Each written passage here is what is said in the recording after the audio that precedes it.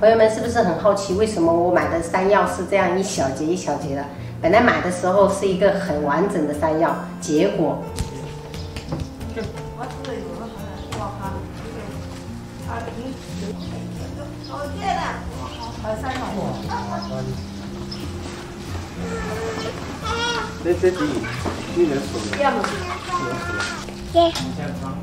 这是什么啊？朋友们在挑选山药的时候也是有小技巧的，你们一定要看表面的这些须，又多又密，它就证明比较新鲜。如果这些须比较少的话，那就代表已经放很久了。不知道朋友们有没有一种同样的困扰，就是切这种山药的时候，或者铁棍山药，手就会非常的痒。那是因为粘液里面会有那个植物碱，表皮有那个皂角素，不小心接触皮肤，皮肤就会发痒。在我年少无知的时候，我也不知道山药会引起发痒，所以我第一次削它皮的时候，我手臂上也是很多红的，非常的痒。那我后面就是知道了会戴手套处理，但是如果家里面的朋友没有备手套的，我今天教大家一个小技巧，怎么切山药不会痒。锅中倒入清水，大火烧开，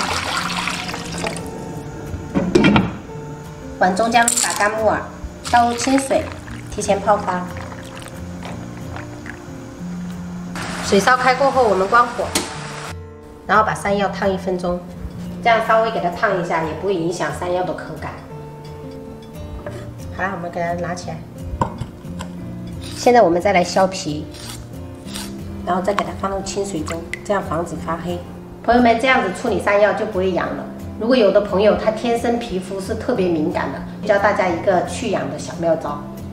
碗中加入清水，加入适量白醋，把双手这样清洗个7、8秒，它就再也不会痒了。所以有朋友皮肤敏感的，可以试一下这样子的方法。把处理好的山药切成菱形块，然后给它立起来。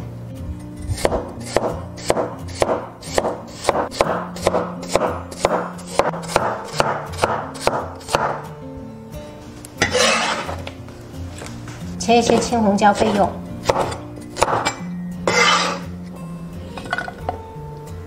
我们把泡好的木耳捞起来，改小一点。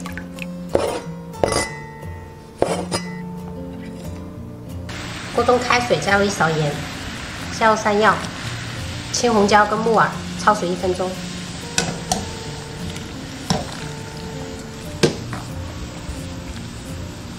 好了，时间到了，我们捞起来过凉水。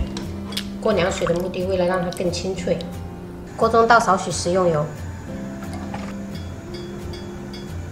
下入葱姜蒜炒香，炒出香味过后，下入山药。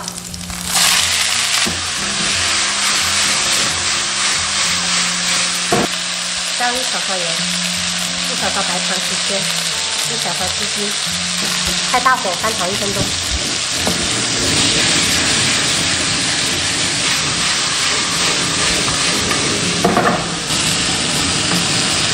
好啦，关火。一道非常好吃的山药炒木耳就做好了。哇，这样炒出来的山药真的特别的脆。炒制的时间不用太长，给它焯水一下，下去爆炒1分钟就可以了。搭配这样子的木耳跟青红椒，好看又好吃。好了，本期视频我们就分享到这里了。喜欢我的视频记得关注我，我是冯小厨，下期再见，拜拜。